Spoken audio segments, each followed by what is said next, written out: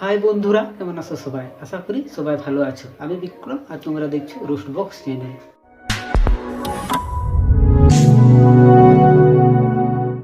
তো চলো নিজের ইন্ট্রোডাকশন বাদ দিয়ে ভিডিওর দিকে এগোনো যাক। ওকে।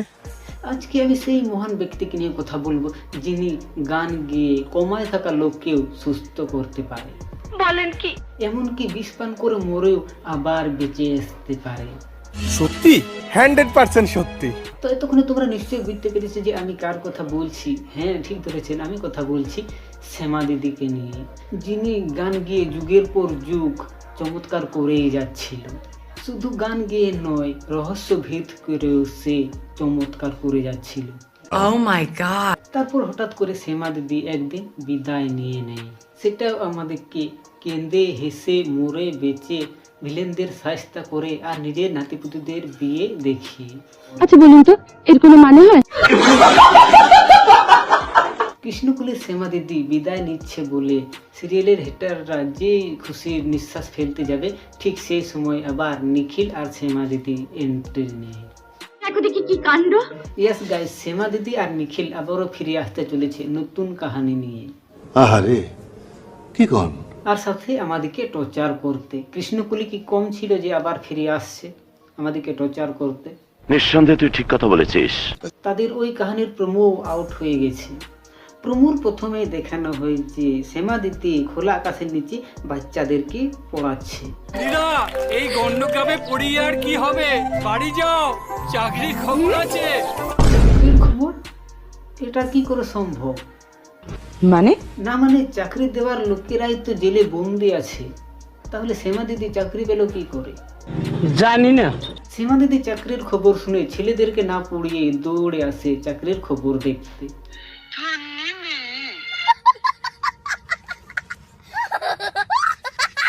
দেখ রে মা, তোর দুখানা চাকরির কল এসেছে। দুখানা চাকরির খবর? এটা কি করে সম্ভব? না মানে যেখানে পিএইচডি করা লোকগুলো চাকরির আশা ছেড়ে চা বিক্রি করছে, সেখানে শ্যামা দিদির দুটো চাকরির খবর এসেছে। सब क्या देखना पड़ रहा है? अच्छा है मैं अंधा हूँ। তারপর শ্যামা দিদি যায় চাকরি জয়েন করতে নাম করা স্কুলে, যেখানে এই দুই রকম প্রিন্সিপাল বসে বসে লোকের ঠাট্টা উড়ায়। ছি ছি ছি ছি! বঙ্গ বিনোদিনী বালিকা বিদ্যালয়, বাংলা মিডিয়ামে পড়াশোনা করার পর ফিউচার ড্রিমসে পড়ানোর স্বপ্ন। আরে দাদা, স্বপ্ন তো থাকতেই পারে না। বাংলা স্কুলে পড়ছে তো কি ইংলিশ জানে না নাকি? বাংলা না ইংরেজি মিডিয়াম সেটা বড় কথা না, আমি যোগ্য কিনা সেটা বড় কথা। ঠিক বলেছো। আর শ্যামা দিদি চাকরি জয়েন করতে আসে এরকম সেজে গুজে, তো লোকগুলো তো হাসবেই নাকি?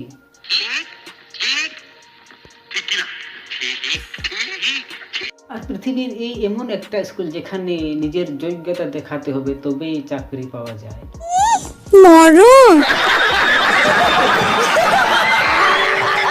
তো শ্যামা দিদিকেও নিজের যোগ্যতা দেখাতে বলে 9 ক্লাসের ছেলেদেরকে কন্ট্রোল করতে।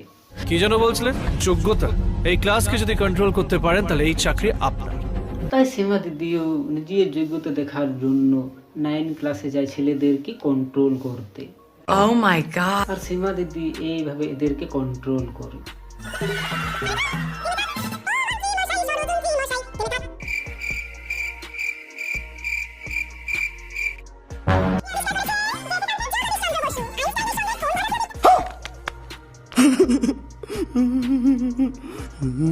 এটা আদৌ সিরিয়াল না গান শো?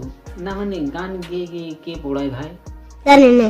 এই সিরিয়ালে শ্যামা দিদির নাম অন্যটা হতে পারে, কাহিনীটাও অন্যটা হতে পারে, কিন্তু শ্যামা দিদির কাজ সেই একটাই, গান গাওয়া। দিদির আর ঘোর পাল্টানো গেল না, সেই গান গিয়ে এখানেও গান গিয়ে ছেলেদেরকে পড়াচ্ছে।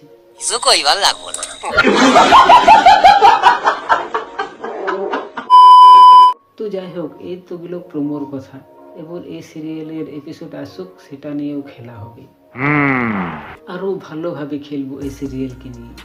সো আজকের ভিডিওটা এই পর্যন্ত। ভিডিওটাকে সিরিয়াসভাবে নেবেন, এটা তোমাদের বিনোদন আর মনোরঞ্জনের জন্য বানানো হয়েছে।